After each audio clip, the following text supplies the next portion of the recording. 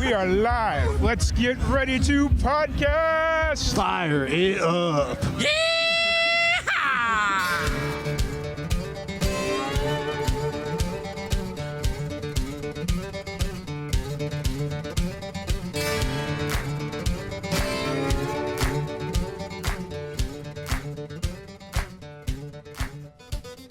Welcome back to another live and amplified Indie Fusion podcast. I'm your host, Tom Quiet, and we're back at it again with another amazing podcast. Today, we have a very special guest joining us. We have Melissa Livingstone. How's it going? Great. How are you? Oh, I'm doing pretty good. I went outside this morning. Well, no, I guess technically it was afternoon, and just enjoyed the 70 some odd degree temperatures we're having in You're February. so lucky. So. I am very jealous. I think we're getting 70 degrees, 69 degrees on Monday here. So I will be doing exactly the same thing. Nice. I love it so much. So how's everything going with you? How's Nashville treating you? Nashville's been great. It's definitely been an interesting season going into the new year. I have new music that I released and starting to just book shows for the summertime. So very busy doing all of the administrative stuff that artists do behind the scenes. So January's been very slow, but also a lot of things happening. So quite busy. Right. And how long have you been in Nashville? So March 1st will be 3 years, which is absolutely insane. I feel like I just moved here. Right. It's funny because we were talking off record about how long January has felt. And it's like 3 years just flies by. So I don't understand time because some days feel like the longest days and then some days are the shortest days. 3 years goes by and I'm like, what have I done in 3 years? So much, but so little at the same time. It's crazy. Fair. So where are you from originally? So I'm from Canada. I am from British Columbia originally. I grew up on Vancouver Island, which is a little island off of Vancouver on the west side of Canada. And then I lived in a city called Kelowna for 11 years before I moved to Nashville. So I'm a Canadian moving down to the States, another one of us. I know it's very exciting for me. Hey, it's cool though. I dig it. I've noticed a lot of musicians from even like the western side of Canada moving, especially to Nashville. Like Yes. In the back of my head, like when I first started doing more international stuff with Live and Amplified, it was a lot of like Toronto and like Ontario seemed to be kind of where the fixation was and where everybody was coming in from. And now like that western end, you know, I don't know what's going on, but We love country music over there. So it makes sense that we're all coming to Nashville. fair. That is true. So who'd you grow up listening to? So I grew up listening. I didn't listen to like a ton of country music growing up, but I remember very specifically that we always listened to Dolly Parton and Kenny Rogers' Christmas album at Christmas time. And I listened to like Amy Grant, Randy Travis. I listened to a lot of Christian music growing up. So kind of infiltrated into more like gospel stuff. And then when I was a teenager was when I started to actually really listen to country music. So I listened to Keith Urban, Alan Jackson, the classics, you know? So like 2000 stuff was definitely what I grew up on, early 2000s, mid 2000s, Carrie Underwood, Miranda Lambert. Sure. Yeah. Now, was that around the time that you kind of discovered music as like singing, writing and stuff like that? Or where's that kind of come into play? So I've always been a singer. I have been singing since I was 3 or 4 years old. I grew up singing in church and in plays. But because it wasn't really in the country music world as a child, I didn't really know that I wanted to be a country singer until I was in my teens. So I started writing music probably around the age of 13, 14. And that's also kind of the time that I started to listen to country music. So I was like writing based off of the things that I was listening to, and I really connected to country music. So I would say like mid-teens is when I was like, this is it for me. Nice. I love it. And so then was the mission kind of always to get to Nashville, or was it just kind of once you kind of got in the scene and started realizing like, oh, hey, I need to be in Nashville? I think as a child, I didn't really think that far in advance of being like, I want to live in Nashville, but I always knew that I wanted to be a singer since I was a child. And obviously you're not thinking about the hows when you're a kid, but you just know that you want to be a singer. So I came to Nashville in 2017 for my very first trip here. And it was always a desire to come visit, at least just to like see where country music is like started from and all of the great things of Nashville. And I knew the very first night that I was here that I wanted to live here. So Nice. 2017 was how many years ago now? Many years, Many, five, six, yep, 8 years ago. Yep, eight That's years. crazy.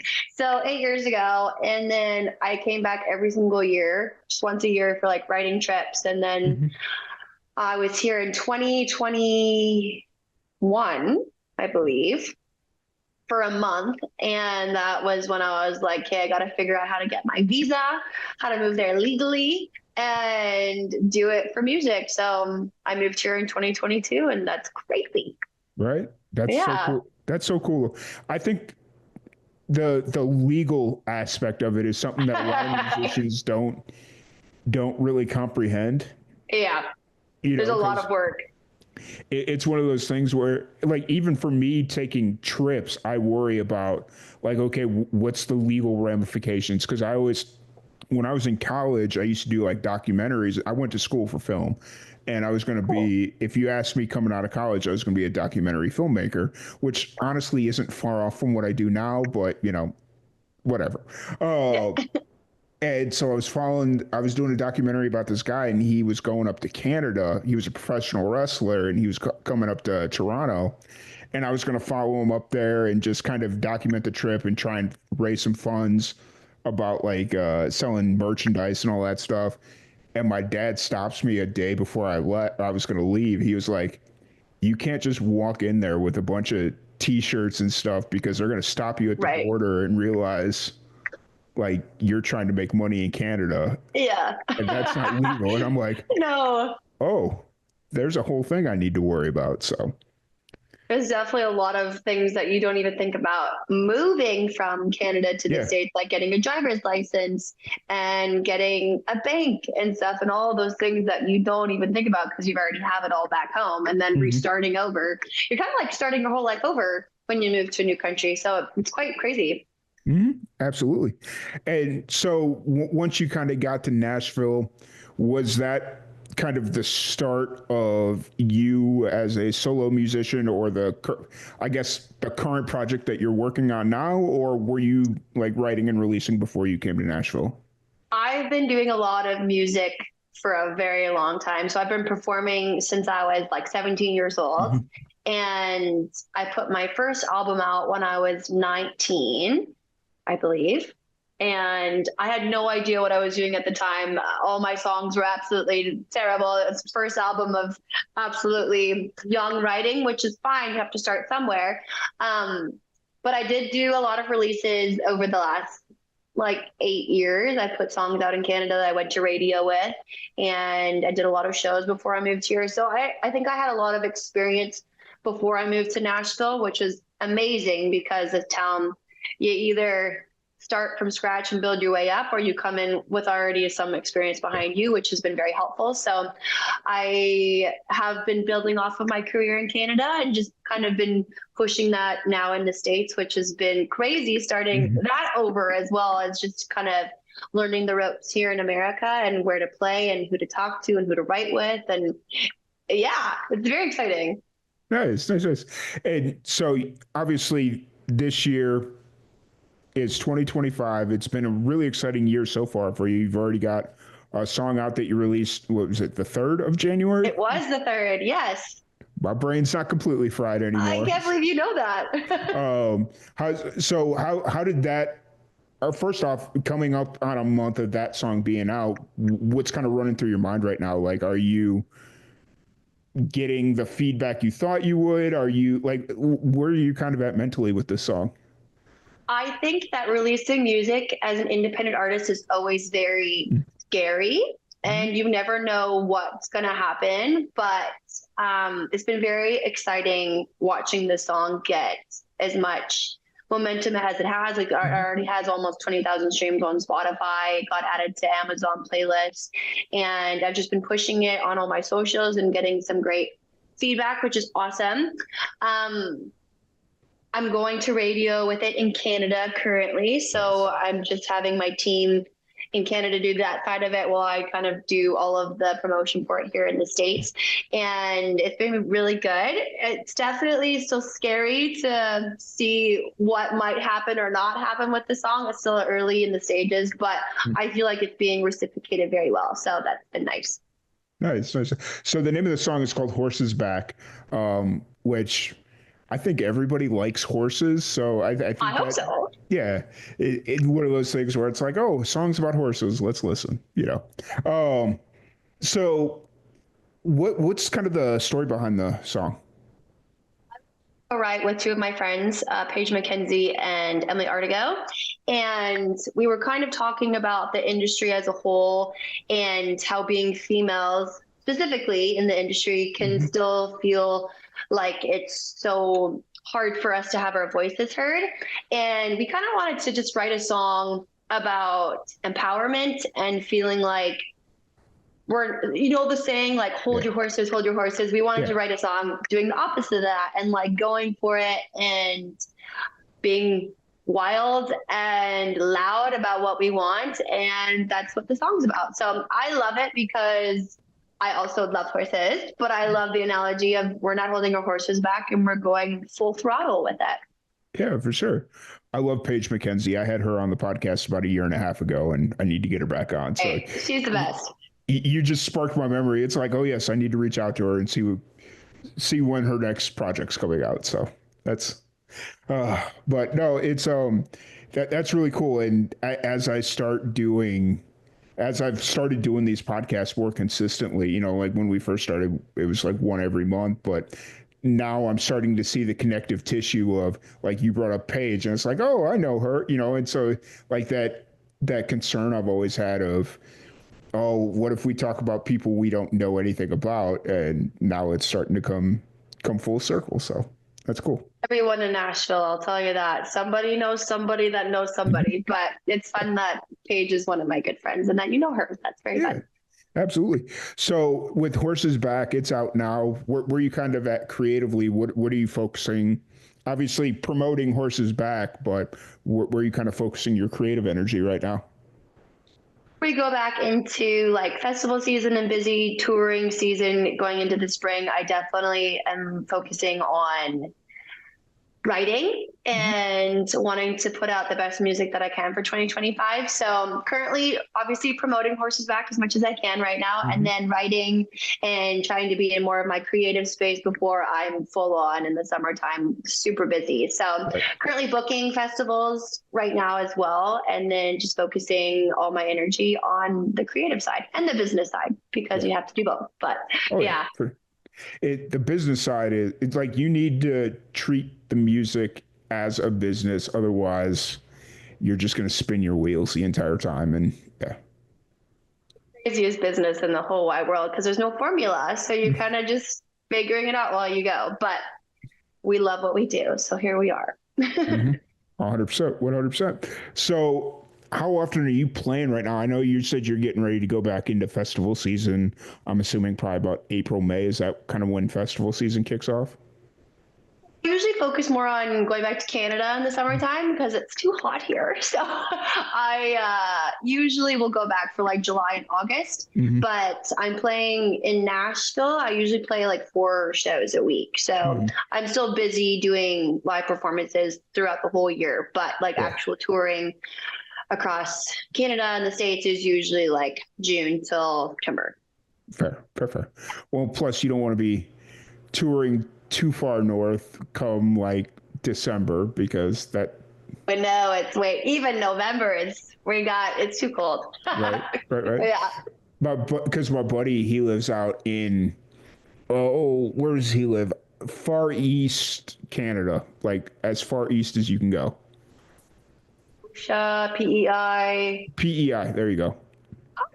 Oh, yeah, that's crazy. He lives out that way, and he was like, "Yeah, you got to come out here. We got a show in like December." And I'm like, "December in Canada sounds terrible. I'm good. I don't like Chicago in December. What makes you think?" Yeah. I mean, I like going back because I'm a huge snow lover Hmm. in the season of snowboarding where I can actually go like on mountains and stuff. But if Hmm. there's snow and there's nothing to do, I don't like it. So, Yeah. yeah. Yeah. Fair enough. Fair enough. I completely understand. So, outside of music, what have you been focusing on recently, just to kind of decompress from everything? Question. I have a very hard time separating my mind from what I do because as an independent artist, you are in charge of literally everything. And so the only way that I relax, and you can ask people, I don't really relax, is going to the gym or going for walks in nature. I definitely love to just be outside when it's nice Mhm. and kind of try and think about other things other than that. Also, when I do get the chance to go home in the wintertime, I do love to be outdoors, like in Mhm. snowboarding. And in the summertime, I just like to be hiking and stuff.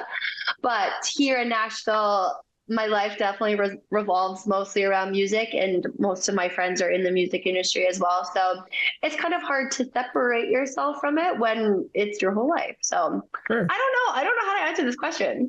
It's fair. Like when you are in Nashville, obviously, I 100% understand. Like the only time I ever go out is because a buddy or somebody is playing a show, and it's like, okay, well, I guess I'm gonna go to whatever bar or venue they're playing at, and that's the only time I ever really go out. But so I 100% understand where you're coming from there. So who have you been listening to recently? Like as far as like friends in Nashville or up and coming musicians, who's kind of got your ear right now? I'm a huge fan of all my friends. I love going and watching my friends. Hmm. Paige is obviously one of them. So Paige McKenzie, Sammy Cannon, Nicole Summerlin, Taylor Ray. Those are some of my good friends here, and they play a lot in town. So supporting them. But as for artists, I'm a huge fan of Carter Faith. And I know that she's getting a lot of recognition over the last couple of years, especially with her song Wild. Hmm. Um, and then a huge fan of Ella Langley as well. I think that her album is really, really good. But I really wanted to go to the Kelsey Ballerini concert last night here in Nashville, and I did not get the opportunity to do that. But as for other up and comers, who else do I really like? Yeah, I feel like Carter Faith is probably my biggest one right now. Yeah. Hmm. I've seen Carter Faith pop up on the Instagram feed and the Spotify feed, so I'm gonna have to start paying attention a little bit. Yeah, she's got a lot of good songs out there. Nice, nice, nice. And so, how often are you? Obviously, you said you go back to Canada in the summer, the hot. We'll call it the hotter summer months because, like, I don't consider May and June like hot summer months. But how often do you go back to Canada? Is it just usually July and August, or will you go back more frequently than that? Depends on the year. Since I've been in Nashville for 3 years, it definitely changes depending on how busy I am and how many shows I book back in Canada, depending on the Mhm. time and stuff. But I usually go home for like a little bit in the summertime for touring. And then um, I did go back this Christmas. So I was home for like 7 days. But I would say like 4 times a year, I usually Mhm. go back. I try to see, I have 7 nieces and nephews. So it's hard to be away from them this side, especially because we're like opposite sides of the continent. Mhm. So I like to go back as much as I can to make sure that they remember who I am. Right, right, right. Yeah. I feel like you and I have the exact same issue. Like we don't see. It seems like, correct me if I'm wrong, we don't like going anywhere unless it's work related. Used to be like this, but now I have a very hard time not doing work anywhere I'm going. So Right, yes. right. Because it's like I went home for Christmas, and usually I'll go home for Christmas for like 2 or 3 days, and just because that's really the extent of my extended family that I can handle in a concentrated effort. But this year my dad turned 70, so it was like they threw like a birthday party and all this stuff, so I had to be there for almost a week, and I was going stir crazy after 3 days. Like I didn't bring anything to work on. I did that very intentionally just to kind of be there. But then it was just like, I've got nothing to do. Like, I'm wasting time. Yeah, I agree 100%. Right. But then I've also got a niece that asks where I am every time that she knows I'm coming. But when I'm actually there and show up, she won't come anywhere near me. I That's silly. I don't know what that means. I'm a little concerned, but my sister says, nope, you're fine. So yeah. Kids are crazy. I don't know what to tell you. Right. So kind of looking forward, do you know like when your next single is coming out or next part of your project, or where are you kind of at in that world? Currently deciding which song I want to cut next. Yeah. So once I have decided that, I would say looking for something for late spring. Okay.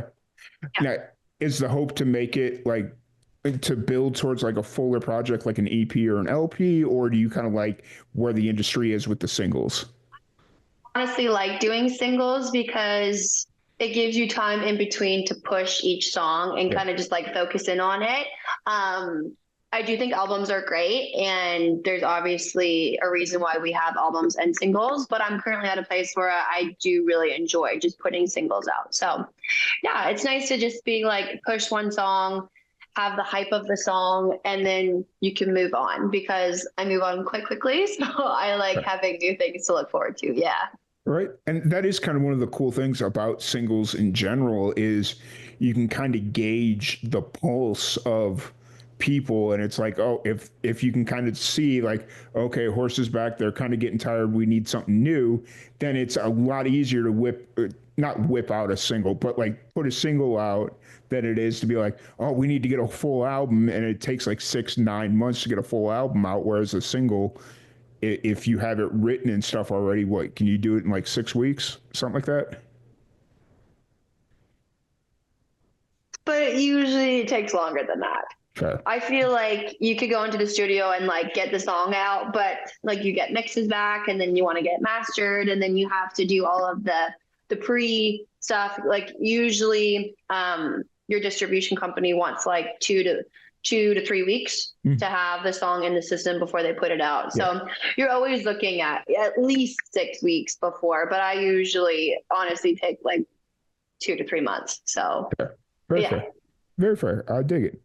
But I've absolutely enjoyed this conversation. You're an absolute blast. And, just getting to listen to your music over the last week or two, just kind of prepping for this interview.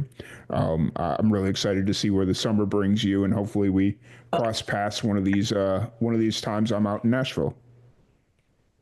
That would be great. Thanks for having me. Yeah, absolutely. If anybody wants to check out your music, any of that fun stuff, where's the best place to find you?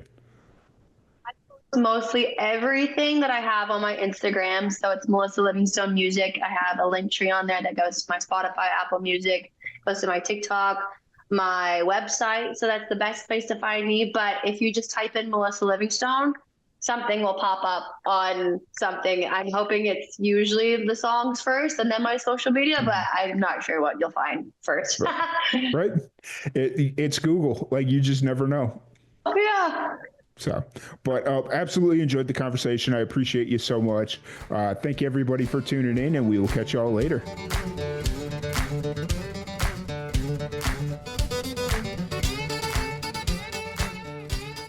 Thank you so much for joining us on today's episode of Live and Amplified's Indie Fusion podcast.